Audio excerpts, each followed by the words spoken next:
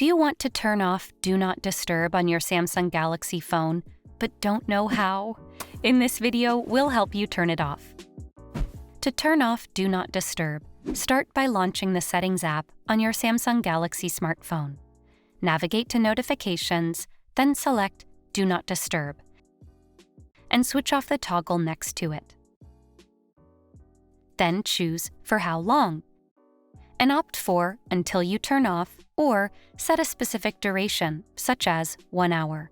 Adjust the time by tapping on the minus or plus buttons. Alternatively, for a quicker method, swipe down twice on your smartphone's home screen to access the Quick Settings menu. Swipe right to locate the Do Not Disturb tile. If the tile is highlighted, tap on it to disable Do Not Disturb on your Samsung Galaxy phone. To access Do Not Disturb settings, long press the tile. Then tap on Details at the bottom left.